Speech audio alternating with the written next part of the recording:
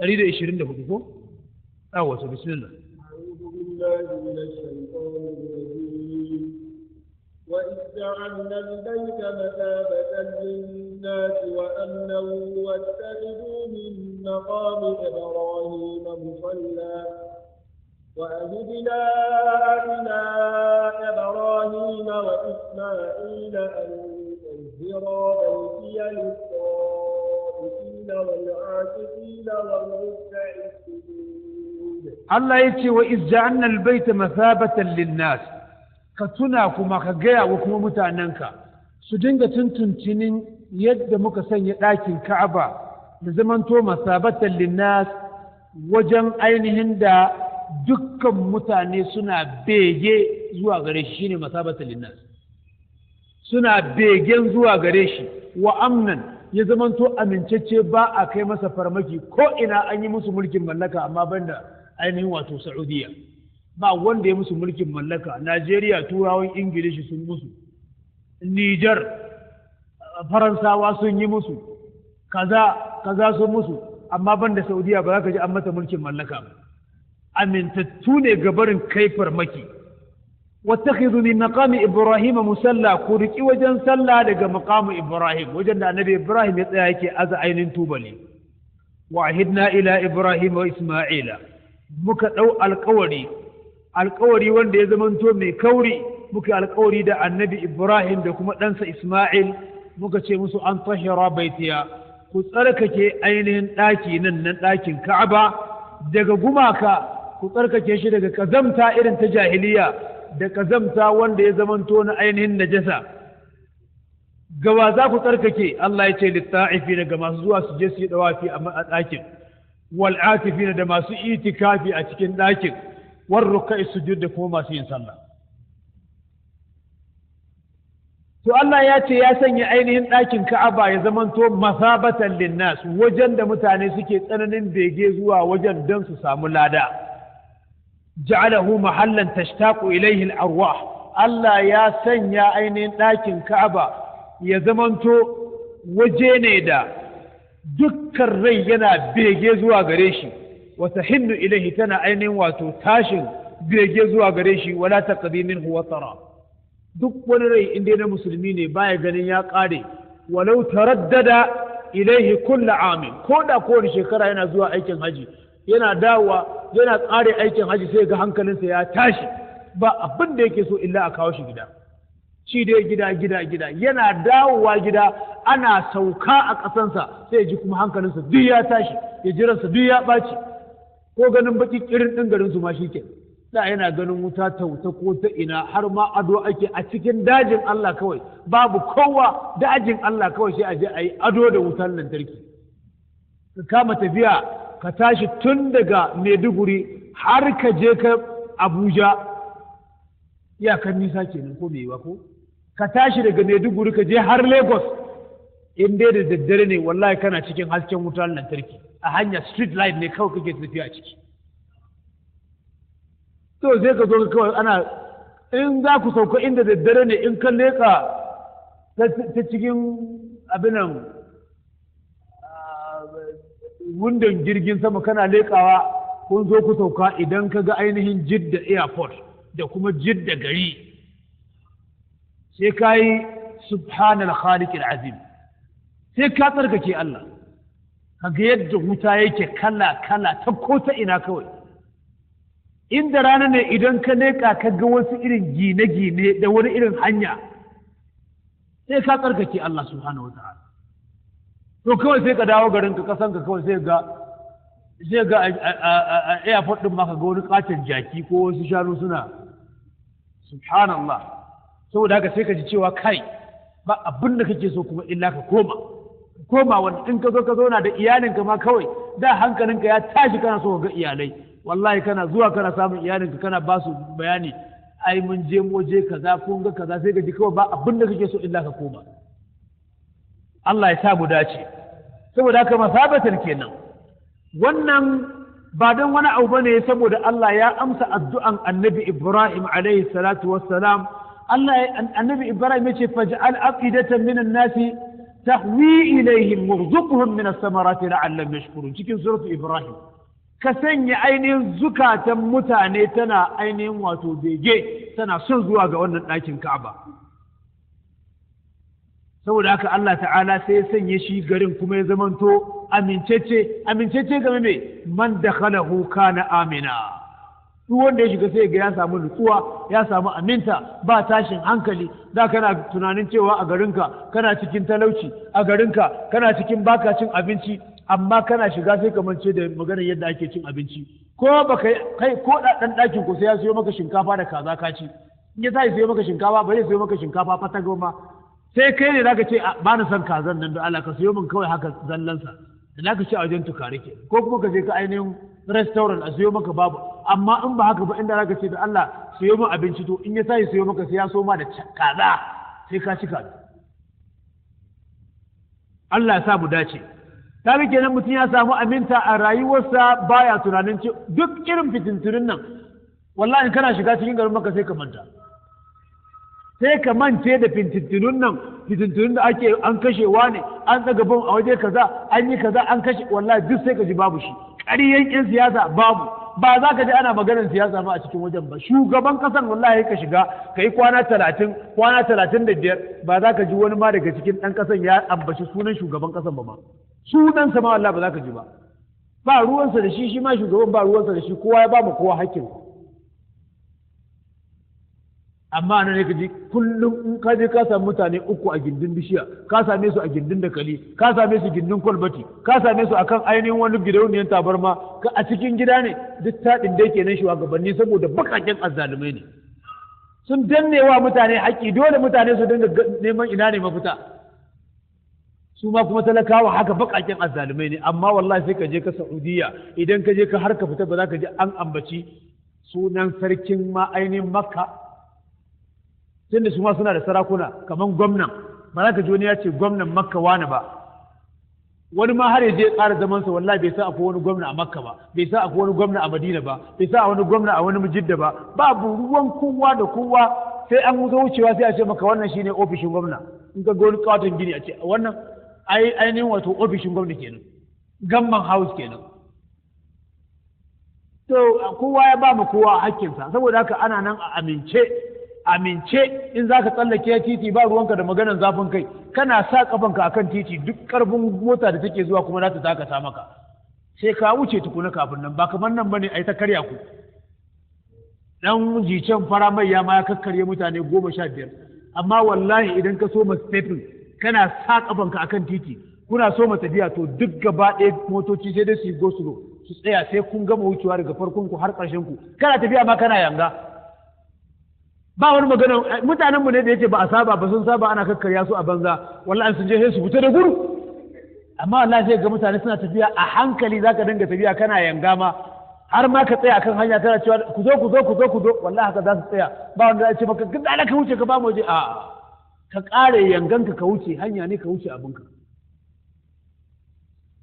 kuma duk yadda aka samu wajen crossing na mutane ne sai an samu askarai sai an samu yan muru yan road safety suna tsaye a wajen ko da rana ko da daddare 24 hours suna shifting in dai mutane suna wucewa za a samu yan gungun mutane minti 5 za a samu mutane to za a samu yan murur a wajen ya zo shi sun zo sun tsaya idan mutane sun zo su dole su tsaye da mutane ko mutane su wuce lafiya karau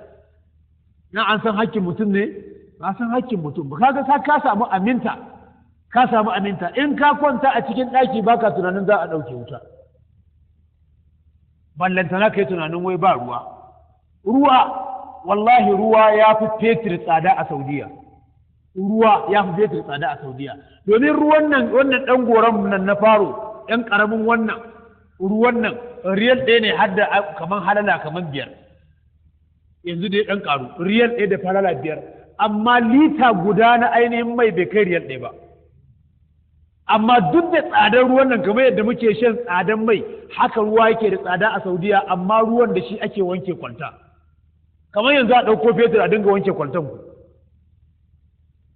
kaga dukkan wannan aminta ne da Allah ta'ala ya sanya me masu irin wannan ina ruwansu da maganan wani daga hankali ko kuma daga jijiyan wuya ko maka he yayi ko ka je kana kwaram ba ruwansu da kwaram wallahi ka je kana wani kwaram to kwaras ɗin me za ka yi ko ba ka aiki za ka ci shinkafa da kaza ko ba ka sana'an komai wallahi 3 square miles da sai ka ci shinkafa da kaza in ka ce ma baka da wani abu ka shiga restaurant kawai ka je ka zauna haka ka yi minti 5 wallahi wani zai ci an je an kawo mar abinci tokar da nama fata-fata ya yi ɗan cokali ɗaya ko cokali biyu ya tashi ya bari wallahi dai a tattara sai dai kyan wasu ci buzurin makka ma baya cin ƙashi wallahi ko sai ya darje ba haka bari ya da mu baya cin ƙashi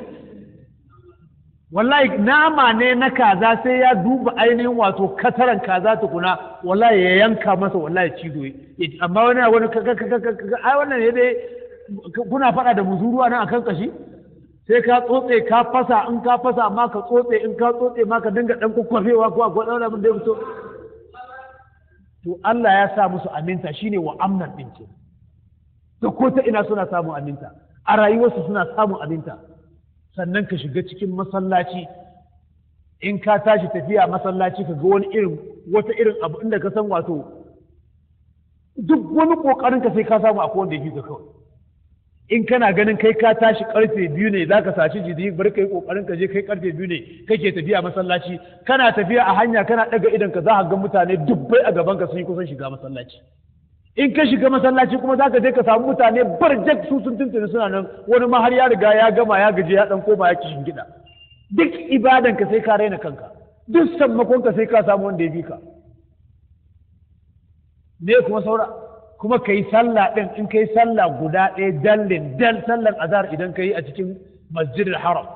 sai mutum ya yi sallah 100,000 a wani masallacin da ba shi ba kafin ya kamo ka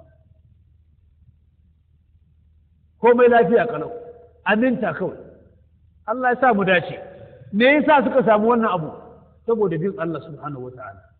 bin Allah ka je ga ko da su ne abubuwan da Allah ya musu arziki da a lokacin shagari ma nan a lokacin shagari mamlakatul arabiyyatus saudiya sukan zo su yi hayan jiragen sama na Nigerian Airways ne su safara da shi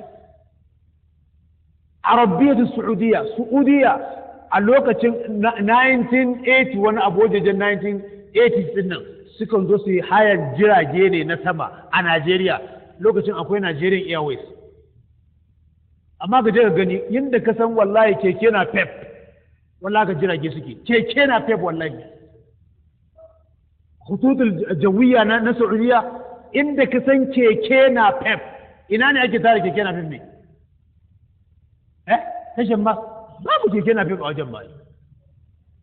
babu keke na pep yadda dai kake ganin keke na pep na zirga-zirgan nan wallahi haka za ga duk tashin jirgi idan ka ga jirage gashi na duniya ke sauka in jirgi ɗaya tashi na biyu to na uku za ka samu hututun jawiya ne na Saudiya ne jirgin Saudiya ne idan ka ga yadda suke fakin kawai in ka gansu kawai ga su nan birjik iya ganin ka kawai wannan kawai ya gaci in ka je na Jidda kenan in ka je ma abin matsar na Madina haka in ka je matsar na Makka haka in ka je na Ta'if haka in ka ga sunan suna da airport iyakacin yadda ka gani da yadda ba ka gani ba wannan ba don wani abu ba sai dai amana amma ka duba hagawai da su suke hayan jirgi lokacin da ya zamanto Najeriya suna da jirage ɗai guda 9 a lokacin Saudiya jiragen su gaba ɗaya guda biyu ne rak saboda haka sai sun hada da hayan abin jiragen Najeriya suke safaran wasu abubuwan amma yanzu wai in aka ce su juyo da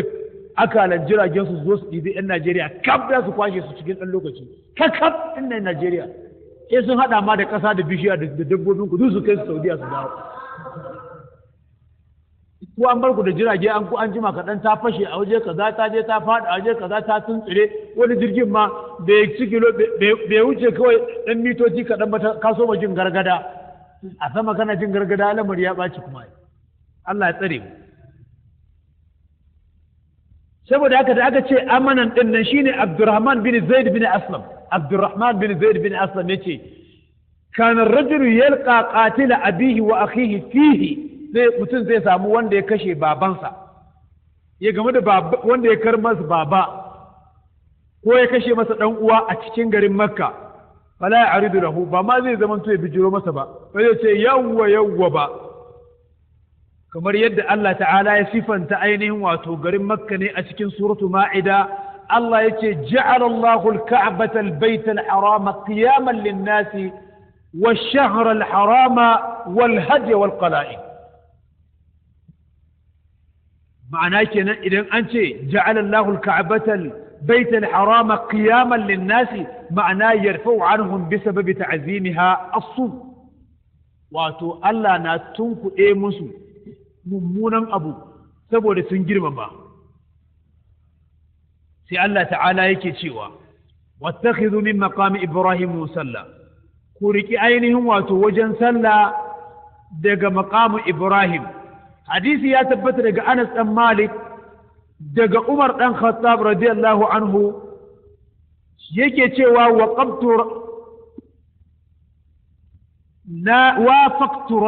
وافقت ربي إنجي عمر بن الخطاب وافقت ربي في 3 ناداتي ني موافقة Allah ya mun gamdakatar cikin wata kalma da ta fito da bakina sai ta yi daidai da abin da Allah ya turo mala'ika Jibrilu da shi ya zamanto alƙur'ani in faɗi magana sai mala'ika Jibrilu ya zo da aya to na yi haka har so 3 a cikin alƙur'ani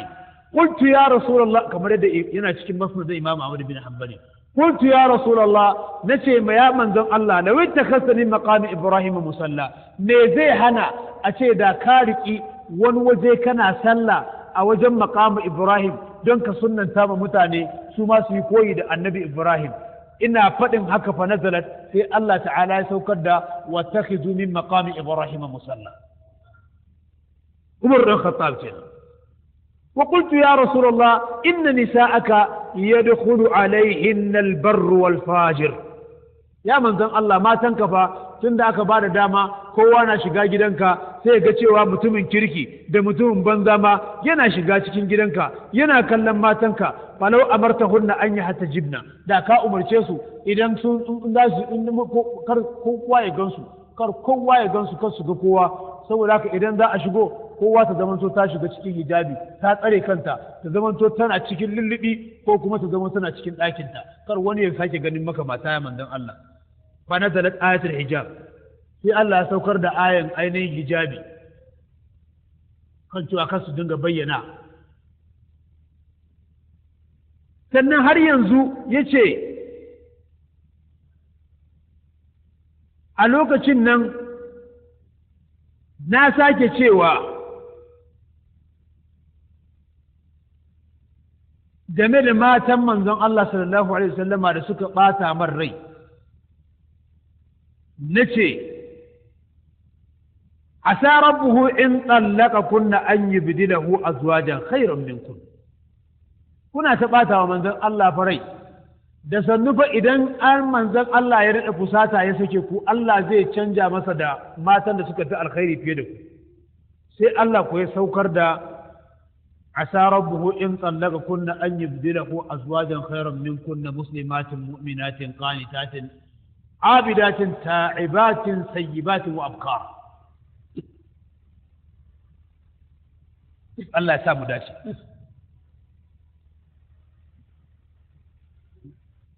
نعم قال إبراهيم رب اجعل هذا بلدا له من الثمرات من آمن منهم بالله واليوم الآخر قال ومن كفر فأمتعه قليلا ثم أضطره إلى عذاب النار وبئس المصير الله يأتي an tsahira baitiya ka tsarkake ɗakina sai anan Allah subhanahu wata'ala ya umarci annabi Ibrahim da annabi Ismail cikin ginin da za su yi ɗakin Ka'aba za su gina don me don Allah subhanahu wata'ala shi kadai ba shi da abokin tarayya suka yi ikhlasi suna ainihin ginin nan domin Allah har gashi nan tashin alkiyama zai zo ga ginin ɗakin Ka'aba yana nan Ka'aba tana nan saboda me saboda an gina shi ne akan tsoron Allah. Duba masallacin manzon Allah sallallahu alaihi wasallam na Quba, gashi nan har yanzu ana nan ana sallah a cikin su 5 salawat. Masu kuma ainihin zuwa aikin hajji ko umra su je su ziyarce shi, wanda suke cikin garin Madina ma su je su ziyarce shi, saboda an gina shi akan taqwa minallahi wa ridwan, an yi ikhlasi. Wannan ke gwada maka duk abin da kai in kayi domin Allah shi yake tabbata, abin da kai idan kayi ba don Allah ba ya tabbata. In dai ba don Allah bane akwai a tashi wallahi sai abin an neme shi an rasa, kuma komin ɗaukakar sa sai ya rushe. Sai Allah kuma yake cewa a tsarkake ainihin wato ɗakin. Wannan ke gwada mana cewa a sai tsarkake ɗakin Allah, tsarkake masallaci da tsabtace masallaci abu ne wanda Allah ta'ala ya yi umarni da shi. An tahira baitiya, ku gina, ku tsabtace, ku tsarkake ainihin ɗakina, sai Allah ya jingina ɗakin zuwa gare shi. Ya jingina ɗakin zuwa gare shi. Haka nan masallaci ma aka jingina shi zuwa ga ainihin Allah, aka ce almasjidu baitullah, aka ce ɗakin Allah ne, saboda ba abin da ake a ciki sai bautan Allah. Kuma Allah ya yi umarni da a zamanto an tsarkake shi wannan ɗaki. Allah ya umarci annabi Ibrahim da annabi Ismail su gina ainihin Ka'aba da sunan Allah shi kaɗai ba shi da abokin tarayya. Masu ainihin tsawafi su yi tsawafi domin Allah, masu itikafi su yi itikafi a wajen domin Allah, masu sallah su yi sallah domin Allah a cikin ainihin wato ɗakin Ka'aba, kamar yadda Allah ya ambata a cikin suratul Hajji, wa idh bawwa'ana li Ibrahim maqamal baiti alla tushrik bi shay'a wa tahhir baitiya lit-ta'ifina wal-qa'imina war-ruk'is sujud. Saboda haka tsarkake ainihin masallaci ana ɗaukansa ne daga wannan aya na ainihin alƙur'ani. A sai kenan ba bukatan ka ga masallaci babu tsafta. Masallaciyyan unguwanninmu haka ne, wani in ka shiga masallacin sai ka ji ba ka jin daɗin ma tsayuwa kawai fa, tsayuwa kawai sai ga cewa mutum yana ta ƙoƙarin babu daɗi. Ga shimfiɗi nan masha Allah, an kafitin masallaci amma annakiya ya kusan har ya kusa kashe shi. Annakiya wallahi da yawa wani masallacin an saka kafin, kana saka goshinka sai ka ji wari. Ina ma'anin tsarkake masallaci a nan? Wani tarin ƙasa zoƙar a ciki, amma an rasa wanda zai zo shi ya taso ya share ainihin masallacin. Wani idan ka ɗaga kanka ka dinga ganin majinan bango ke, babu shara. Jama'a ba a yin ainihin bauta a masallaci ba a girmama shi wannan masallacin ba. Yana daga cikin raya masallacin da Allah ya ce ba wanda zai iya yi, mushrikai ba za su iya yi ba, wanda za su iya gyara masallaci su raya shi sai wanda suka yi imani da Allah da ranar lahira, suka aikata aiki na kwarai, suka tsayar da sallah, suka ba da zakka, suka zama ba wanda suke jin tsoro sai Allah. Ka share gidanka, ka share kofar gidanka, gidanka cikin tsakar gidanka tsaf, amma masallacin da kake sallah babu shara. In ka zo tsayawa a wajen ainihin wato sahun sallah sai ka sa har kafan ka kana haka, wai saboda ƙasa ka ji ya dame ka. Ballantana idan ka zauna sai ga wallahi wani ya zauna daga sujuda, ya dago daga sujuda, idan zai zauna saboda zai zauna kan kafansa ne sai ya ji tsakuwa na ta sujuda kafan shi, kuma akwai a cikin masallaci akwai shimfiɗa. Yan uwa musulmi ba zai zama to a samu masallacin nan bai kai wani faɗin murabba'i, bai kai ko irin 20 by 20 ba feet, amma mutum ɗaya wanda yake mutum ɗaya ba zai kai minti 5 ba zai iya share masallacin, amma sai ga cewa ba za a share ba. Alkhairu kathirun wa qalilun fa'ilu. Alkhairi yana da yawa sai dai masu ainihin aikata aikin alkhairin ne yan kaɗan. Saboda haka ƴan uwa musulmi game da maganar tsabtace masallaci ba kama hannun yaro. Wallahi ya kai matsayin in da ka dinga yawo unguwa ne unguwanni, ka je kana kokarin neman lada, ka je can ka share, ka je can ka share. Duk masallacin da ka share ɗan uwa musulmi ko ƴan uwa musulmi suka shiga suka yi sallah suka ji daɗi a ransu, adadin wanda ya shiga ya ji daɗin nan adadin wanda zaka samu ladansa. Muna da sakaci ba kankani ba. da ya ya zamanto adadin za ka samu lada sai ya zamanto adadin mutanen masallacin gaba ɗaya har ma ka ɗora a kan saɓo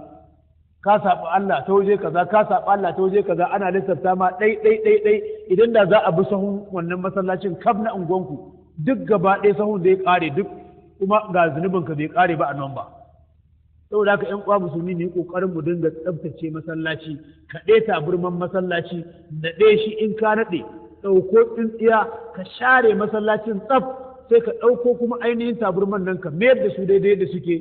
shimfiɗa su in ka shimfiɗa ka yi tafiyar ka Allah kuma shi ya san irin sakamakon da zai maka akan sharan masallaci wata mata ce wanda take tsohuwa bayan tsohuwa ita bakar fata ce bayan bakar fata saboda haka sai ana ganin ita ba komai take yi ba ta rasu zamanin manzon Allah sallallahu alaihi wasallam sahabiya ce tsohuwa ce tukub kuma bakar fata ce wa a ganin ma kaman wai tana wani abu ita dai za ta tashi kullum za ta share masallacin manzon Allah sallallahu alaihi wasallam za ta kaɗe tabarma mu duba tabarman fa a wannan lokacin ta kaɗe ta gyara ta shimfiɗa ta koma abin ta gida shi ita aikin ta kenan kullum ta tur abin da take yi sai Allah ya karɓi ranta cikin dare saboda haka sai ƴan makwabta da sauransu suka je suka shirya ta suka yi mata sallah suka kai ta makabarta yau manzon Allah sai ga yau fa gyaran masallacin nan ba a yi shi yadda ya kamata ba taburman nan a wargaji haka sharan nan ba a yi ba ha ina matan nan ne mai sharan nan suka ce ayya manzon Allah ta rasu amma ku ki gaya man ayya manzon Allah mun ga cikin dare ne shine yasa muka ga kar mu fito da kai muka bari muka je muka kai ta makabarta ce a ba zai yiwu ba ku je ku gura min kabarinta mu tafi ku je ku kai ni kan kabarinta suka je suka ce ya manzon Allah ga kabarinta suka gwada mar kaga idan da manzon Allah ya san gaibi fa tiyan ne tafi abin sai ce to ga kabarin nata nan amma ya ce mu tafi ku je ku gwada min dulluni ala qabriha mu je ku gwada min kabarinta manzon Allah bai san gaibi ba sai abinda Allah ne ya sanar da shi idan da kowa zai ce ba za mu gwada maka ba to sai Allah ta'ala kuma sai ya gwada masa ta yaya sai Allah ya turo mala'ika ya gwada masa ko Allah ya yaye masa ainihin hijabi ya gwada masa wannan duk Allah yana iya yin haka amma duk da haka bari mu ji abin da ya faru da manzon Allah ya je kan kabarin wannan mata ya yi mata sallah ya yi mata addu'a bayan ya idar da sallar sai jiyoyin sahabban sai ce kun ga makabartan nan wallahi da duk an cika wanda suke cikin kabarin nan kwantattun nan duk an cika kaburransu da duhu suna cikin duhu amma Allah ta'ala na haskaka musu kabarin saboda addu'an da nema wannan mata wannan kuma gaibi ne ko Allah sai ya yi masa ina fata mun lura a ce kenan ba wai a ƙashin kansa ne yake sani ba sai me sai idan Allah ta'ala ya sanar da shi Allah ta'ala ya sa mu dace saboda haka mu yi kokarin mu dinga tsaftace masallaci ka zo ka yi shara a masallaci ai ba haushe ma ya maka wani kalma ba haushe fa wanda ya zama ba wani abu ya gada ba in banda maguzanci yace in ka yi sharan masallaci sai ka yi na kasuwa Allah ya sa mu dace saboda haka mu kokarin mu tsarkake dakunan Allah Allah ya ce fi buyutin azina Allahu an turfa'a wa yuzkara fi hasmuhu yusabbihu lahu fiha bil ghudwi wal asal رجال لا تلحيهم تجارة ولا بيع عن ذكر الله وإقام الصلاة وإيتاء الزكاة يخافون يوما تتقلب فيه القلوب والأبصار akwai daga cikin hadisai da suka tabbata daga manzon Allah sallallahu alaihi wasallam masu dama wanda suke umarni da a tsarkake ainihin masallaci a sanya ma masallaci turaren nan ko na wuta ne irin turaren wutan nan ko kuma turare na fesawa ƴan uwa musulmi da suka ci gaba sai ga mutum ya zo shi da turarensa a cikin ajiyunsa irin mai rolling din nan ana ce Allahu akbar a daidaita sahu sai ga ya bina haka sai ka miƙo hannunka sai a goga maka sai ka shafa ka miƙo hannunka goga maka sai ka shafa haka sai ya bi sahun nan gaba ɗaya sai turaren nan ko ya ƙare ko kuma lokacin an ce za a yi kabbara sai ya dawo ya shiga cikin sahu mu yanzu muna irin wannan ba ma yi amma mun iya shiga masallaci da tsami wani kawai yana yi haka kuna su jura da shi wallahi sai ka sunan wancan unguwan na saya wannan ne sunan shi gudu wallahi Allah kuwa ya yi haka da ya yi kun yi ruku'i da shi wallahi sai gaji kana kokarin ɗauke numfashi babu turare babu wanka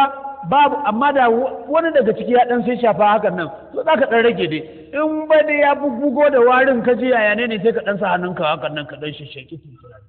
sai da numfashi mai kyau amma wallahi in baka ba akwai wanda in ka zauna kusa da shi wallahi baka iya numfashi mai kyau ba haka bane saboda haka wannan duk baya daga cikin tsarkake masallaci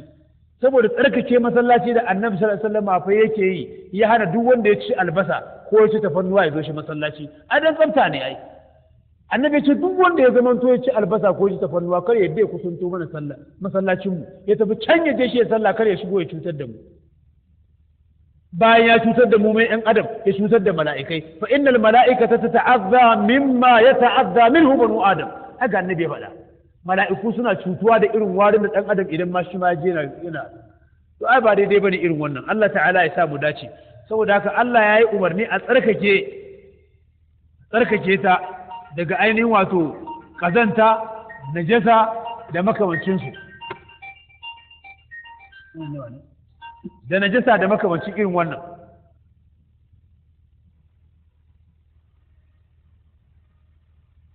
wa qala Ibrahim قال إبراهيم رب اجعل هذا بلدا آمنا وارزق أهله من الثمرات من آمن منهم بالله واليوم الآخر قال ومن كفر فأمتعه قليلا أضطره إلى عذاب النار وبئس المصير الله يتي وإذ قال إبراهيم كتنا لوكتين دا النبي إبراهيم عليه الصلاة والسلام يتي ربي يا أبنجينا اجعل هذا بلدا آمنا كسن يوانا غرينا مكة يزمن تو غريني أمين تشي وانا باء كيما سفرمكي باء ياك أنسى باء كيما سأينين هري ba a mai mulkin mallaka bayan sun samu aminta warzuk ahlahu ka azurta ma'abutan wannan gari min samarati daga dangin ƴaƴan itaciya daga kowane iri yujba ilayhi samaratu kulli shay rizqan min ladunna ta ko ta ina zaka samu wato ana kaiwa kayan lambu a cikin garin makka wani abin mamaki wallahi sai ka je ka ga ya kuwa ka ga alayyaho danye shatab ɗazinci fresh za gan shi gashi nan an kawo shi a cikin garin makka fresh kuma gaba ɗaya kewayen makka gaba ɗaya ba a yi musu ruwa amma za a kawo alayyaho kaga alayyahon nan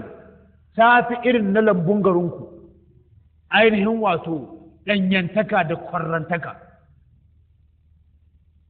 duk wani abu ai mun faɗi duk wani abin da kake jin wai wannan kayan abinci ne a cikin garinku to wallahi za ka samu tsadansa ya fi yawa a cikin garinku fiye da garin makka idan ana sayar da abin naira 500 ne a garinku to in ka je garin makka za ka same shi a naira 250 ya yi tsada kenan ya yi tsada kuma babu wani kayan lambu da za ka je ka wanda ɗan adam yake amfani da shi yake sarrafa shi a matsayin abinci face ka same shi a cikin garin makka babu shi ka je ka ga tuffaha a nan ka gagara cin tuffaha saboda tsananin tsada guda ɗaya naira 150 akwai na 200 ma har na 300 akwai amma wancan sai ka je ka ba da kilo riyal nawa sai a ce maka riyal 2 kilo ka zo ka ajiye ka yi ka cika gagara ci ka ɗauka ka yi kyauta da shi ya yi saura inabi zai ka tambayi kuɗin inabi ka je inabi wallahi in dai ba dai wato irin kamar ɗan jajayen wuyan nan ba wanda ya isa ya dinga shan inabi yau ya sha gobe sha ni kai talaka huntu fitak wallahi ba kai saka sha inabi ba a ƙasan nan amma je ka Saudiya ka gani ko ba su suke nomawa ba su ke nomawa ba su da ƙasar noma a cikin garin Makka amma babu wani ainihin nau'in inabi farinsa da bakinsa jansa da rawayarsa kai ba ma za su dafa maka shinkafa ma da inabin a cikin zabibi inabin ma gata a cikin shinkafa kana cin shinkafa kana cin da inabi saboda shi abinci ne kuma shi abin sha ne inabi duga su nan barjak kuka ka duba kukan nan dai fata wannan kukan nan amma ta fi arha a cikin Saudiya fiye da nan akwai layin da idan ka je ka wallahi za ka yi tsammanin kana cikin ainihin Najeriya ne Najeriya ma irin kamar irin su Maiduguri din nan ƙasashen Hausa kawai saboda kayayyakin da ake sayarwa har irin abubuwa irin na yar mai ganyen nan zaka je ka samu sabara ka je ka samu wajen wannan duk addu'an annabi Ibrahim ne alaihi salatu wassalam da yi warzuq alahu min ath-thamarati man amana minhum billahi wal yawmil akhir amma ya Allah wanda zaka azurta din ka azurta wanda ya imani da Allah da ranar lahira wanda ya kafirta ba shi banda shi kenan me yasa annabi Ibrahim ya wannan addu'a me yasa saboda a can Allah ya gaya masa la yanalu ahadiyaz zalimin dan ya ce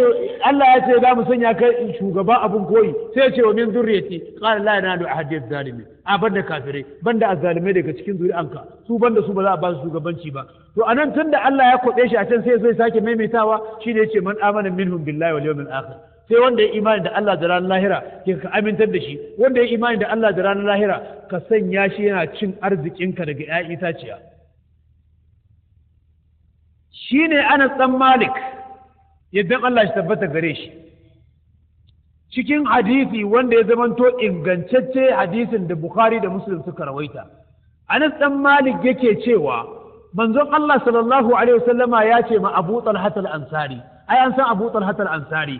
Abu Talha al-Ansari shi auri Ummi Sulaimin wace ce Ummi Sulaimin mahaifiyar Anas dan Malik Anas dan Malik ba dan Abu Talha al-Ansari bane shi dan Malik ne babansa ya rabu da mahaifiyarsa ya rasu ya bar mahaifiyarsa saboda haka Abu Talha al-Ansari ya auri Ummu Sulaimin ta zo da Anas dan Malik zuwa ga gidan Abu Talha al-Ansari a matsayin agwala sai manzon Allah sallallahu alaihi wasallam ya ce ma Abu Talha al-Ansari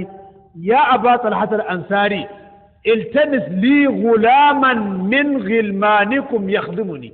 je ka nemo min wani yaro daga cikin ƴan yaran ku mana wanda zai zo ya dinga dan min aikace ya dinga min hidimomi ana tsammani yace Abu Talha al-Ansari sai ya fita da ya fita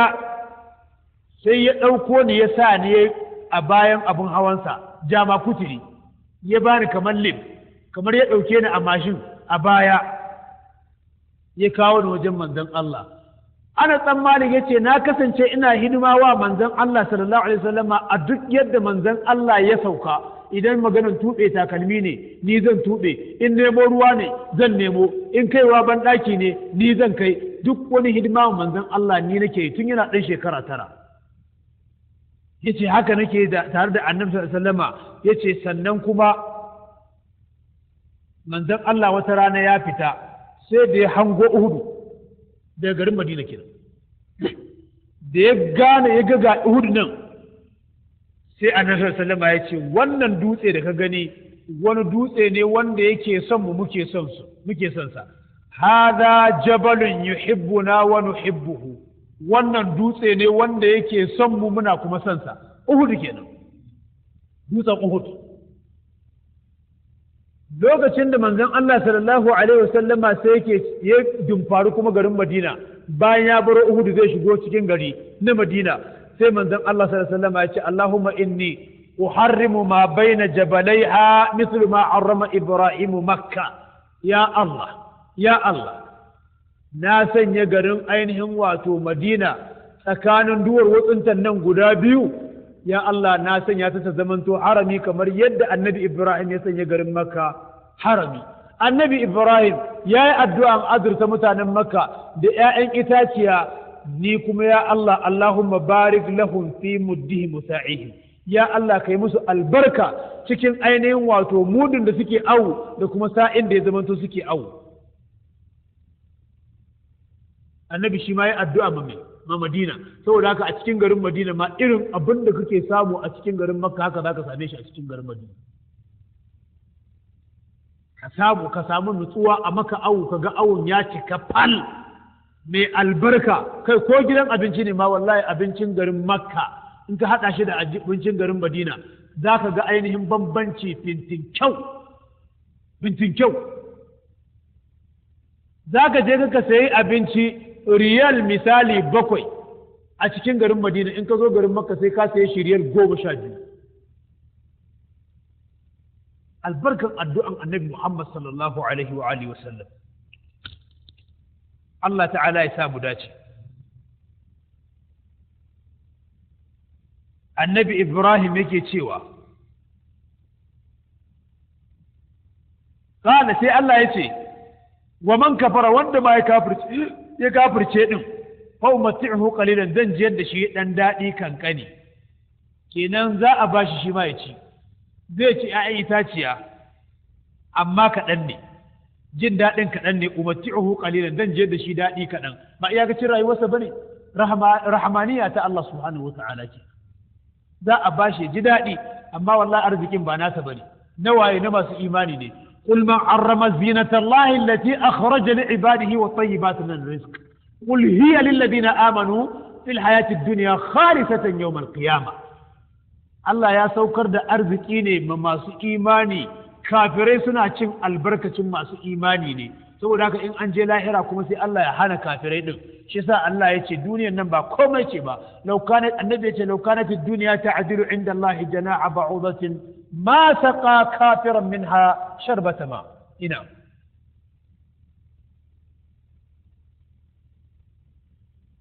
Allah ya ce sun ma'attarruhu bayan na jiyar da shi daɗi a nan duniya zan bukatar da shi ala tilas ya shiga ila azabin nar zuwa ga azaban wuta wa bisal masir tur da ainihin makoma a ce wuta ne wa idh yarfa'u ibrahim alqawa'id min albayt da mu tsaya nan ko insha Allah subhanahu wa ta'ala nan da mu tsaya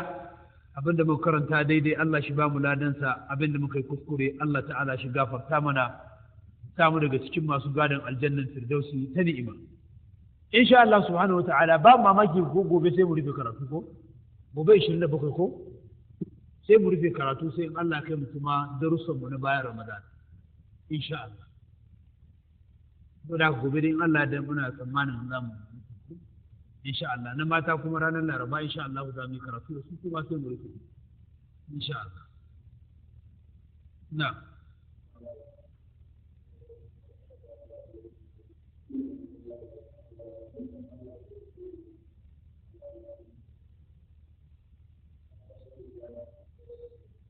yace me alaman da ko kuma tace me alaman da ake iya ganewan an yi lailatul qadr ko kuma dai lailatul qadr ne shin za a ga bishiyoyi ne duk sun faɗi sun yi sujuda shin daga nan zaka hangi har ɗakin Ka'aba ne ka saka ake faɗa wai in ka tashi kawai zaka ga komai ya faɗi ya sujuda daga nan kawai zaka hangi ɗakin Ka'aba to al'amarin ba haka bane babu wata alama wanda ya zamanto ke gwadawan wannan daren lailatul qadr ne wanda idan ka tashi zaka gani babu shi Allahumma sai dai a bisa ga hadisi ya gwada ma sai in an yi daren ne sai ya zama ka gane shi kamar daga washe gari kamar misali in an yi daren yau annabi ya ce in wayewan garin wannan daren za a ga rana ta fito ita ranar ta fito ba zafi ranar tana nan daidai da daidai ba za ka ji tana irin ƙuna ɗin nan ba za ta fito kuma kilin to wannan alama ce wanda ana iya samun sama a cikin wani dare ko da ba a cikin azumi ba ana iya wayewan gari a samu rana ta fito ga ta kilin nan kuma babu zafi ko ba haka bane ba alamun da gwada ana gwada shi ne duka abubuwan yana gwadawa ne bayan an yi daren sai ka iya ganin wannan alama in har ma za ka gani ni ba mun fahimta saboda haka babu wata alama da ke gwadawa illa ai ta fafutuka kawai yadda shi kansa manzon Allah sallallahu alaihi wa alihi wa sallam cikin hadisi ingantattu ya gwada da an gwada masa daren lailatul qadr har an ma specifying din ainihin ranar daren an ce masa daren kaza ne daren lailatul qadr shikenan manzon Allah yana ta kokarin abinan kokarin yadda zai fito ya gaya wa sahabbai cewa ku yi kokarin daren lailatul qadr daren kaza ne sai zai samu sahabban kuma an kaure da rigima hayya ana ta rigima garin maganar daidaita tsakanin masu fada da masu husuma sai aka mantar da manzon Allah sallallahu alaihi wasallam sai ce kun gani ko da an gwada min daren nan da lailatul qadri na fito da zan zo in gaya muku ne sai na zo samu wannan gogoriyan da ya zanto kuke yi garin in kokarin in ga yadda zan zamanto in daidaita ku garin wannan abin ma gashi ni na manta wani dare ne gaba daya amma dai lalle an gwada min a goman karshe ne saboda haka idan za ku nemi lailatul qadri ku neme shi a goman karshe gaba daya lokacin annabi ma bai faɗa ba sai daga baya sai annabi yake cewa in za ku nemi lailatul qadr to ku neme shi a goman karshe a goman karshen ma a dare ne na wutiri 21 daren 21 daren 23 daren 25 sai dare irin na yau daren 27 sai daren 29 annabi ya ce duk wanda zai neme ta a tsakanin to ba a cewan kuma sai ka tsaya kai ba za ka tashi kai sallah ba sai daren 21 sai daren 23 sai daren 25 sai daren 27 sai daren 29 kuma ba za ka yi sallah daren 22 ba ba za ka yi daren 24 ba ba za ka yi daren 26 ba ba za ka yi daren 28 ba ka zama dan makwance ka rage ladanka shine ainihin wato tafifi kenan wai ne mutafi ka rage ladanka tsafafta shi sa imamu malik yake cewa li kulli shay'in wafa'un wa tasbihun cikin muwatta ko yace komai yana da ainihin cikansa yana kuma daga cikin raguwansa saboda haka kai kokarin goman karshen nan ka karanci sunnar ma'aiki sallallahu alaihi wasallam shi idan goman karshen nan yazo shi annabi zage damtse yake ya tada iyalansa a raya wannan daren gabaki daya Allah ya sa mu dace shi yasa annabi ma yakan yi itikafin goman karshe din gaba daya Allah ta'ala shi ba ta lafiya Allah ya ba ta lafiya Allah ta'ala ya ba ta ladan jinyar da take kuma ya ba ta haƙuri da juriya akan abin da Allah ta'ala ya jarabce ta Allah ta'ala ya sauwake mata kuma Allah ya gajita mata wahalar da ya zama take sha Allah rufa mana asiri duniya da lahira